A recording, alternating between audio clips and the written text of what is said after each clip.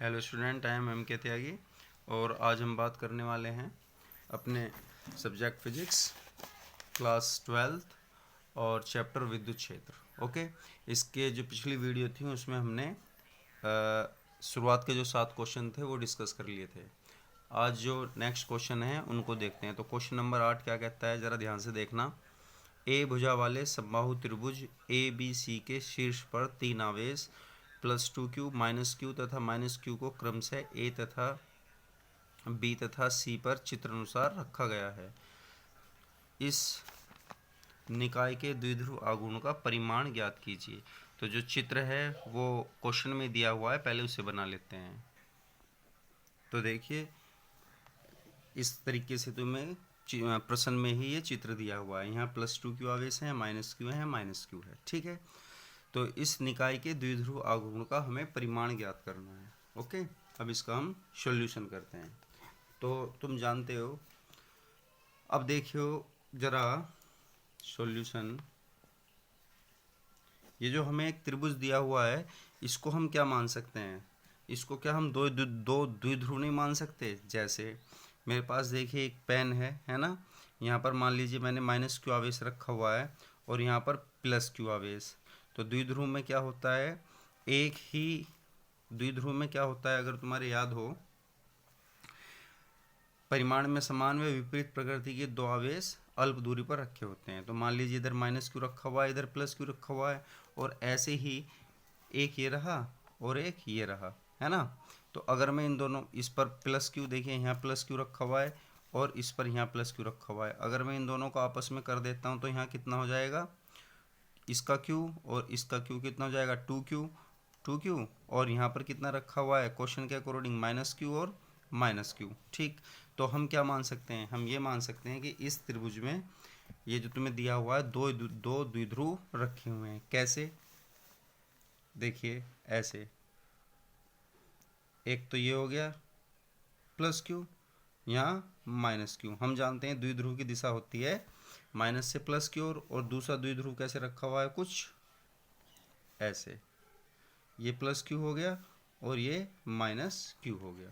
तो इसको हम ऐसे लिख सकते हैं, यानी कि ये 2 द्विध्रुव रखे हुए हैं। अब चूंकि क्वेश्चन के अकॉर्डिंग ये समबाहु त्रिभुज है, यानी कि इसकी प्रत्येक भुजा समान है, तो इन दोनों द्विध्रुवों के बीच जो कोण बन रहा है वो कितना है, 60 डिग्री। तो हमने इसको P1 मान लिया है, इसको P2। द्विध्रुव आघूर्ण निकालना है तुम्हें, तो द्विध्रुव आघूर्ण, अब दो, यहाँ पर 2 द्विध्रुव हैं, तो परिणामी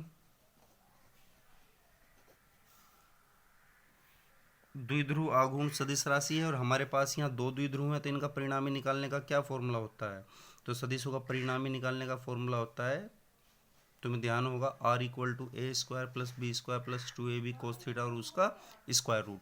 तो ऐसे ही यहाँ मैंने इसको P1 मान लिया, इसको P2, तो क्या हो जाएगा, P1² + P2² + 2pa P1 P2 cos theta. बस अब वैल्यू रख दीजिए, इक्वल टू, इस P की वैल्यू कितनी है, 2aq, तुम जानते ही हो, इसका स्क्वायर। इस P की वैल्यू, यानी कि इस वाले P की वैल्यू कितनी है, 2aq स्क्वायर। ओके, जहाँ पर a इनके बीच की दूरी है, +2, ये बाहर आएगा ही, और P1 की वैल्यू कितनी ले रहे हैं हम, 2aq, क्योंकि हमने इनके बीच की दूरी को क्या मान रखा है, 2a, इंटू P2 की वैल्यू भी यही है, 2aq into cos theta. Theta इन दोनों के बीच कोण कितना है, 60 डिग्री। ठीक है, अब इसको सोल्व कर लेना है, यही तुम्हारा आंसर हो जाएगा।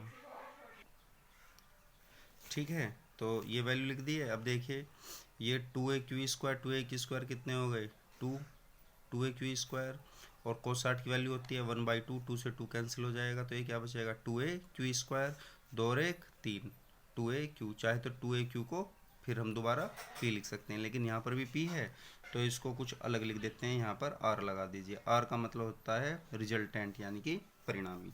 तो √3 2aq कह सकते हो, या √3 p कह सकते हो, और यहाँ p क्या है, द्विध्रुव आघूर्ण, जिसकी वैल्यू होती है 2aq। ओके, तो ये हमारा क्वेश्चन नंबर 8 हो गया। अब बात करते हैं क्वेश्चन नंबर 9 की। तो देखिए, क्वेश्चन नंबर 9 क्या है, दो समान छोटी गेंदें प्रत्येक का द्रव्यमान m तथा प्रत्येक पर आवेश q सिल्क के धागे से चित्रानुसार इस तरीके से बंधे हुए हैं। तो ये बहुत बड़ा क्वेश्चन है और अपने बोर्ड में कभी आएगा भी नहीं, है ना। तो इस टाइप के क्वेश्चन को हम बाद में फेस टू फेस जब क्लास में होंगे तभी डिस्कस करेंगे, क्योंकि अभी ये इजीली तुम्हारे समझ में भी नहीं आएगा। तो हम बात करने वाले हैं क्वेश्चन नंबर 9 को एक बार छोड़ दीजिए, बात करने वाले हैं हम क्वेश्चन नंबर 10 की। तो देखिए क्वेश्चन नंबर 10 क्या है, किसी निकाय में दो आवेश क्यू ए बराबर 2.5 मल्टीप्लाई 10⁻⁻7 कूलाम तथा क्यू बी इक्वल टू -2.5 गुणा 10⁻⁻7 कूलाम क्रमशः दो बिंदु ए की वैल्यू दी हुई है 0 0 -15 सेंटीमीटर तथा बी की वैल्यू दी हुई है 0 0 +15 सेंटीमीटर पर स्थित हैं। निकाय का द्विध्रुव आघूर्ण हमें ज्ञात करना है। तो देखिए द्विध्रुव आघूर्ण का फॉर्मूला होता है P = 2a/q, जहाँ q किसी एक आवेश का परिमाण और 2a इनके बीच की दूरी होती है ना। तो देखिए आवेश का परिमाण तो हमें पता है 2.5 गुणा 10⁻⁻7 कह लीजिए या माइनस वाला कह लीजिए, बात एक ही है क्योंकि परिमाण में हम माइनस या प्लस नहीं लेते हैं। तो q का तो हमें पता है। अब बात आती है दोनों के बीच की दूरी की। तो दूरी को समझने के लिए पहले हम इनकी स्थितियों पर विचार करते हैं, रखे हुए कहाँ हैं। तो देखिए जो हमें निर्देशांक दिए हुए हैं 0 0 -15, इसका मतलब x 0 y 0 और z पर है -15। ऐसे b को देखिए 0 0 +15 यानी कि x पर 0, y पर 0 और z पर +15। तो मैंने इस एक्सिस को z मान लिया है ना। तो z के किसी भी बिंदु पर x की और y की दोनों की वैल्यू 0 होंगी, है ना। तो मैंने इसको मूल बिंदु माना और इन्होंने क्या दे रखा है, b पॉइंट कहाँ है +15 पर, तो +15 कहाँ आएगा, ये हो गया। ऐसे ही a कहाँ आएगा, इधर आ गया। तो एक आवेश यहाँ रखा हुआ है, एक आवेश यहाँ रखा हुआ है। यहाँ पर मान लीजिए क्यू ए रखा हुआ है और यहाँ पर क्यू बी रखा हुआ है।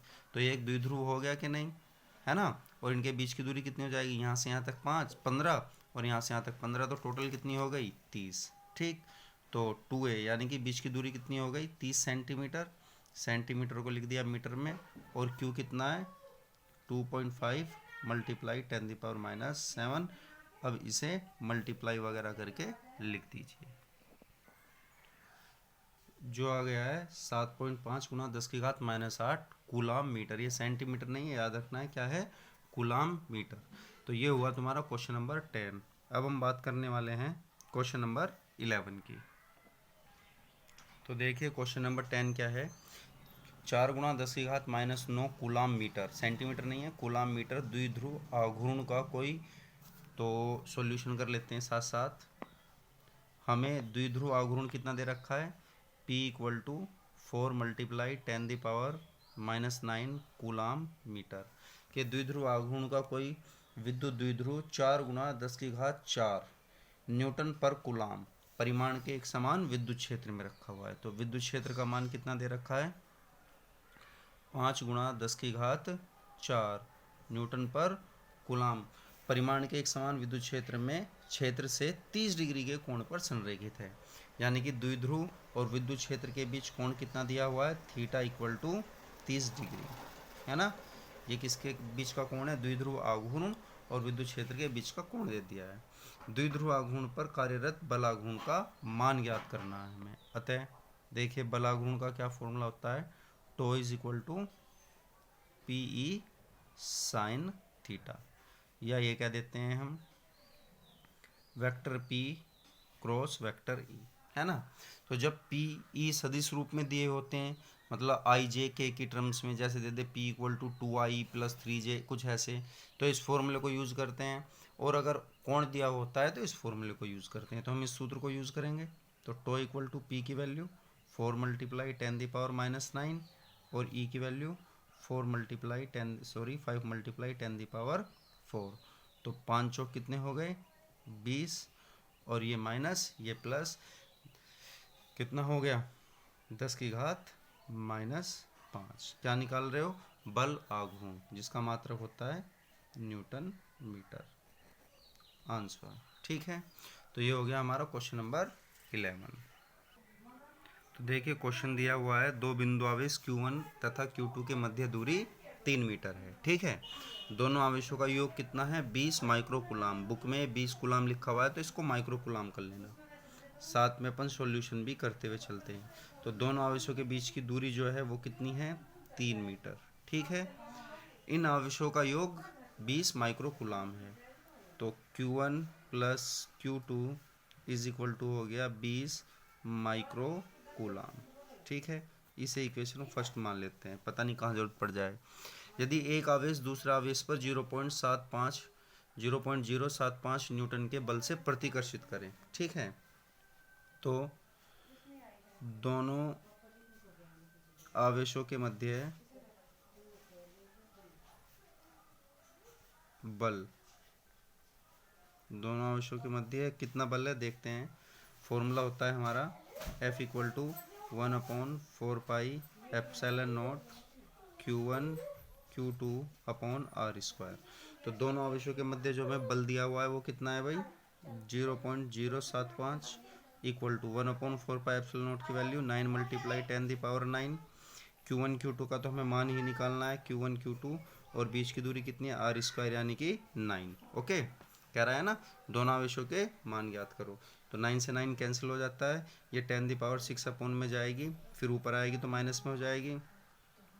तो Q1 Q2 equal to 0.075 multiply 10⁻⁻9। Okay, अब हम इसको क्या लिख सकते हैं भाई, इसको लिखा जा सकता है Q1 Q2 इक्वल टू, ये 0.075 है, तो अगर मैं इसे सिर्फ 75 लिख दूँ, 75 लिख दूँ, तो यहाँ आ जाएगा 10⁻⁻6। ओके, तो ये आ गई इक्वेशन 2। तो ज़रा ध्यान से देखो, हमें दो आवेशों का योग पता है और दो आवेशों का अंतर पता है। अब इसे तुम साधारण जो अपना मैथमेटिक्स है उससे सोल्व कर सकते हो। ठीक, जैसे Q1 की वैल्यू उठाकर यहाँ रख दीजिए, या फिर यहाँ से उसकी वैल्यू वहाँ रख दीजिए। लेकिन देखो, मैं इससे भी आसान तरीका तुम्हें शॉर्टकट बताता हूँ। क्या दे रखा है, दो आवेशों की गुणा करने पर क्या आए, 75 आए, 75 गुणा 10⁻⁻6 आए गुणा करने पर, और दोनों आवेशों को जोड़ने पर क्या आए, 20 गुणा 10⁻⁻6 आए। ठीक है, तो अगर हम 10⁻⁻6 इसको देखें तो क्या आ रहा है, 15 पंजे 75, 15 पंजे 75, 15 और 5 को अगर जोड़ोगे तो क्या आएगा, 20 आएगा, और 15 और 5 की गुणा करोगे तो क्या आएगा, 75 आएगा। समझ में आया कि नहीं? लेकिन इसमें हमसे थोड़ी मिस्टेक हो गई है, इसको ऐसे नहीं, इसको ऐसे लिखा जाएगा भाई। जब पॉइंट इधर जाता है ना तो घातें घटती हैं, तो ये आ जाएगा -12। ठीक है, -12। तो समीकरण 1 व 2 से कर लोगे। अब देखो, जैसे मैंने बताया, या तो जैसे हम 10th क्लास में सोल्व करते थे वैसे कर लीजिए, या नॉर्मल देख लीजिए। Q1 को मान लीजिए 5 गुणा 10⁻⁻6, Q2 को मान लीजिए 15, या चलो मैं तुम्हें नॉर्मल तरीके से सोल्व करके दिखाता हूँ। तो देखिए, Q1 को ऐसे रखा, और यहाँ Q2 की वैल्यू कितनी आ रही है, Q2 की वैल्यू आ रही है आपकी 75 गुणा 10⁻12 अपॉन Q1। देख पा रहे हो ना, Q2 की वैल्यू क्या आएगी, 75 गुणा 10, और ये अपॉन में चला जाएगा, इक्वल टू 20 मल्टीप्लाई 10⁻⁻6। ओके, तो इसको सोल्व कर लो। Q1 square plus 75 multiply 10⁻12 equal to, ये Q1 इधर चला जाएगा, और ये बन गई आपकी द्विघात समीकरण। ठीक है, तो Q1 स्क्वायर माइनस 20 गुणा 10⁻⁻6 Q1 प्लस 75 गुणा 10⁻12 इक्वल टू 0। ये बन गई हमारी अब द्विघात समीकरण, है ना। तो द्विघात समीकरण को कैसे करते थे कि गुणा करने पर ये आए और जोड़ने पर ये आए। यहाँ से देखते थे ना, जैसे तुम्हारे याद होगा 10th क्लास में करते थे। तो Q1 स्क्वायर, मैं इसको क्या लिख सकता हूँ, मैं इसको लिख सकता हूँ 75 गुणा 10⁻⁻6 प्लस 5 गुणा 10⁻⁻6 Q1 लिखा जा सकता है नहीं। पर 20 को कैसे लिख दोगे, 15 प्लस 5 नहीं लिख सकते क्या, और ये हो गया 75 गुणा 10⁻12 बराबर 0। अब इसे इजीली तरीके के साथ सोल्व कर लीजिए। Q1 स्क्वायर माइनस 15 गुणा 10⁻6 Q1 माइनस 5 गुणा 10⁻6 Q1 प्लस 75 गुणा 10⁻ -12 बराबर 0। ओके, तो इन दोनों में क्या कॉमन है? इन दोनों में Q1, तो इसको लिख दिया हमने Q1 माइनस 75 गुणा 10 की घात -6। और इधर क्या कॉमन है दोनों में? इधर है कॉमन 5 गुणा 10 की घात -6। तो जब 5 गुणा 10 की घात -6 तुमने कॉमन लिया तो इधर क्या आया? Q1, और इधर 15 गुणा 10 की घात -6 बराबर 0। ओके, तो Q1 माइनस 15 गुणा 10 की घात -6 दोनों ओर से कॉमन, और इधर Q1 माइनस 5 गुणा 10 की घात -6 बराबर 0। ठीक है, तो इस पद के अनुसार Q1 की वैल्यू कितनी आ रही है? 15 गुणा 10 की घात -6 कूलाम। समझ रहे हो ना? इसके बराबर भी 0 रखोगे और इसके बराबर भी 0 और इसके बराबर भी 0 रखोगे तो कितना जाएगा? 5 गुणा 10 की घात -6 कूलाम, या माइक्रो कूलाम कर दीजिए। 10 की घात -6 को हटा के यहाँ माइक्रो लिख दीजिए। तो ये था तुम्हारा क्वेश्चन नंबर 12। ओके, अब इसमें हमारे कुछ क्वेश्चन बच जाते हैं इस चैप्टर के, और जो भी हमारे बचे हुए क्वेश्चन हैं उसको हम नेक्स्ट वीडियो में डिस्कस करने वाले हैं। 3 क्वेश्चन बच जाएंगे, इनको हम नेक्स्ट वीडियो में देखने वाले हैं। ओके, तो ये थे, बाय करना इनको और देखते हैं फिर क्या होता है। Okay student, bye.